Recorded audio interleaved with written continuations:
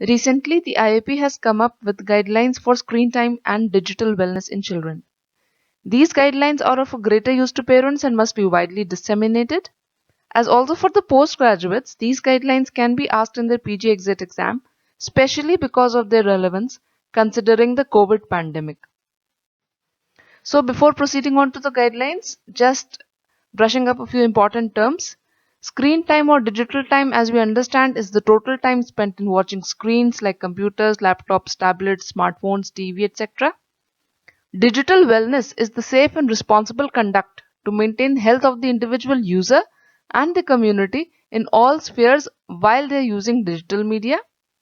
Media refers to different types of methods of mass communication, and it can be print media, which is a traditional media, or it can be a modern day media. The example is internet. Digital media is media which operates with the use of coded formats and allows the user to create and exchange his content. For example, social networking sites, apps, blogs, etc. And screen devices are the devices which are used to access this digital media. For example, smartphones, computers, laptops, tablets, etc. Then why was the need for coming up with these guidelines? Because screen time has a lot of harmful effects which the IAP recognizes, and being a responsible national body, it realizes that the harmful effects of screen time are obesity, which is the most harmful side effect, one of the most harmful side effects, because the physical activity of the children gets limited. Sleep disturbance because of the disturbed production of the hormone melatonin, and abnormal cognitive development because of exposure to adult appropriate content quite early in life.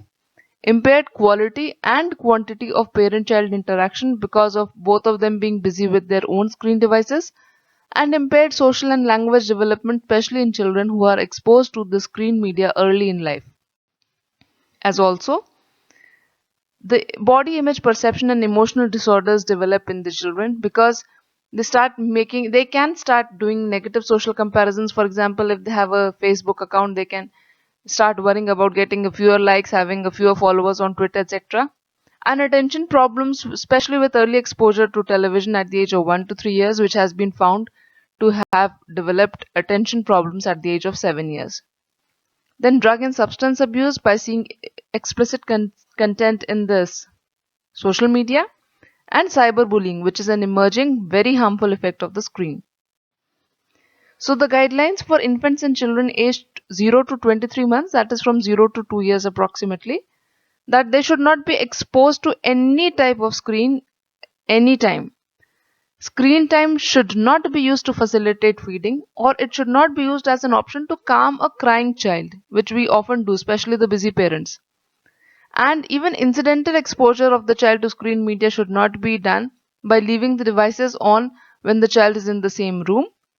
And screen exposure should be avoided even in the absence of the parents. For example, when the child is being looked after by a domestic help or some relative. And the child should be involved maximally in physical play activities and social interaction like storytelling, music, and dance, which will enhance their cognition. And minimal and occasional screen time sometimes may be allowed for social interaction with close family members, for example, telephonic video calling with their grandparents living at a distance. Then, for children aged 24 to 59 months, that is from 2 to 5 years of age, the screen time should be limited to a maximum of 1 hour per day, with each session not more than 20 to 30 minutes. The lesser, the better. Only one screen at a time should be used, and there should be no media multitasking like playing video game on one screen, then watching television on the other, and doing some homework on the other. There should be absolute supervision by the caregivers, and the content being watched should be ensured to be educational and age appropriate, non-violent, healthy.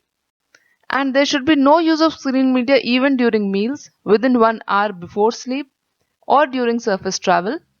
And ensure that their children must have at least 3 hours of physical activity of any intensity, be it mild, moderate, or severe, and at least 10 to 14 hours of good quality sleep. The younger the child, the more the sleep duration. Then for children aged 5 to 10 years, The screen time should be limited to less than 2 hours per day. Again, the lesser the better. And exposure to screen media should mainly be for the purpose of education and social interaction only. Parental supervision should again be there for the quality of content, safety and security. And an independent phone, tablet, laptop or screen media should not be given to the child, and he should be asked to use that of the parents. Encourage and reward the appropriate use of screens, and do not permit the use of social media handles like Facebook, Twitter, etc. to draw help for, and they can use only to draw help for educational, sports and extracurricular assignments. Screen time must not replace study time, play time, sleep time, family time or even me time of the child. And ensure the child has 9 to 12 hours of sleep, at least 1 hour per day of physical activity of moderate to vigorous intensity. For adolescents, this age group is very vulnerable age group and you should be very cautious in this age group. So for adolescents, balance the screen time because you cannot ask them to completely prohibit screen time. So you have to balance the screen time with other activities, including at least 1 hour of outdoor physical activity, 8 to 9 hours of nighttime sleep, and time for schoolwork, homework, meals, hobbies, peer interaction, and family time. Educate them. Educate them about the safety and healthy use of screen devices. Monitor the use of media again for the quality of content, and educate the child about cyber laws and various strategies to detect fake news and messages. So you yourself have to be updated and abreast. So you have to update yourself with new technology. You should also preferably have passwords. The parents should have passwords and ability to access all online accounts at any time to protect and teach youngsters about their digital footprint. And it is preferable that before allowing adolescents to use social media platform, parents should themselves familiarize with it and allow only if they think that it is appropriate for the child. They should also limit the screen time and be a role model for their child. So there are various guidelines for the healthy use of media, and these include a warm, nurturing, supportive, fun-filled and a secure environment for children for using the media at home. Children learn what they see and generally are not interested in listening what they are ordered. So the parents have to play a very responsible behavior. Screens should be switched off 1 hour before bedtime as blue light emitted from devices suppresses melatonin secretion as we have discussed earlier.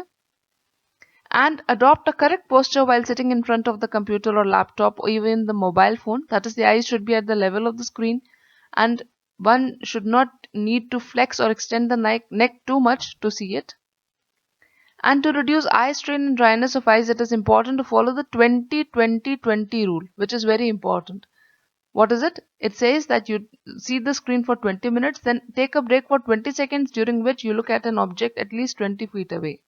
This is how you will be able to reduce the strain in your eyes. Also, avoid multitasking. This means that while doing offline homework, all screen devices should be switched off. Avoid programs and games with violent content. And for younger children, the parents can install protective software to restrict access to inappropriate websites. Bedroom, dining table, kitchen, bathroom and motor vehicles should be made free from any screen media and the child should concentrate on doing what is required. Then there is a term called as digital fasting time. Digital fasting time is the time when no family member uses any screen device of any kind and uses the time only for family bonding. The schedule for such digital fasting can be short daily breaks and or long weekend breaks, and it can be decided by mutual convenience of the family members. Then for pediatricians, it is important that screen time should not be used to distract the child to facilitate even examination and procedures, and during routine well child and adolescent visits and immunization visits, the pediatrician should impart anticipatory guidance to follow age appropriate digital wellness guidelines. They should be provided written or printed material for appropriate use of screens and promoting digital wellness. Encourage non-judgmental communication with parents, children and adolescents and involve both parents, that is mother and father both, during educational or counseling sessions while discussing the strategies to reduce the screen time. Also, children above the age of 5 years and adolescents should be interviewed in private and with great confidentiality so as to gain their complete confidence. They should be motivated to follow healthy media usage. All children failing to failing the maximum permitted limits of viewing screens should be followed up subsequently during next visit. And if detected with media addiction, they should be referred to mental health professional. The IAP, however, has not defined media addiction per se. And educate other community members about the impact of screen media on child's health and development, and promote digital wellness and role modeling in the society. Then schools should use a mix of conventional teaching method and digital tools for education. That is, they should not completely rely on the digital tools only. Online educational content should only supplement, and it should not replace the routine teaching learning methods and the physical activities which are going on in the school, except during times when school attendance is not possible, for example the COVID pandemic. And in case online education is the only option, schools should follow the Pragyata guidelines, which has been issued by the Department of School Education and Literacy, Ministry of Human Resource Development, Government of India. Minimize the assignments, homeworks, and evaluations that need the use of screens, especially for children up to the age of 10 years. That is, all efforts must be made to avoid screens wherever possible. Also, the school should have a policy for limiting the importance and the use of digital screens. Educate the child about digital wellness by conducting exhibitions, competitions, and debates.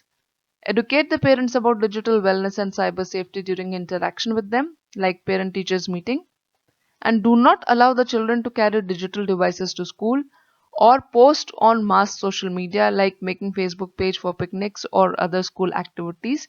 And teachers also should not be allowed to use phones, especially during the class and preferably during the school hours.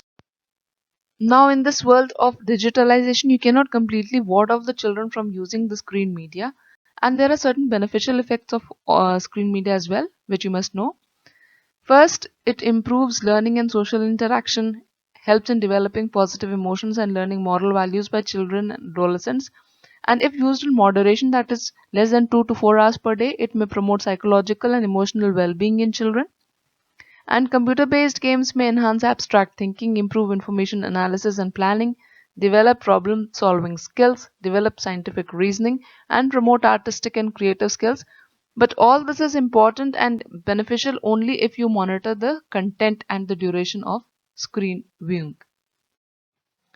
Then there are certain norms for online etiquette and safety, which you can see and teach the children and adolescents and teach the parents as well. Also, cyberbullying, sexting, and online sexual solicitation are cybercrimes which can be reported at the cybercrime portal of the Government of India. So to summarize, from 0 to 23 months, the screen time should ideally be 0, not even to facilitate feeding or pacifying them. It can only be minimal for social interaction with close family members living at a distance. From 23 to 59 months, that is from 2 to 5 years of age, screen time should be maximum 1 hour and there should be no media multitasking. From 5 to 10 years of age, it should be less than 2 hours per day, again with no media multitasking. And from 10 to 18 years of age, you have to balance the duration of the screen time along with other physical activities, sleep, and other parameters of good health. Then from 0 to 23 months, you must promote social interaction rather than permitting them to use the screen, and talk to them, tell stories, play dance and music with them. From 2 to 5 years of age, at least 3 hours of physical activity of any intensity. From 5 to 10 years of age, minimum 1 hour per day of moderate to vigorous intensity physical exercise. And from 10 to 18 years of age, minimum 1 hour per day of physical activity. Sleep or rest should be at least for 10 to 14 hours. Good quality sleep should be provided to children between 2 to 5 years of age. Of approximately 9 to 12 hours for between 5 to 10 years of age, and approximately 8 to 9 hours for between 10 to 18 years of age. So thank you so much for a patient watching, and please do share the knowledge as it is very important for the parents, for the postgraduates, and for we pediatricians. Thank you so much, because we ourselves are parents and we need to know this. Thank you so much.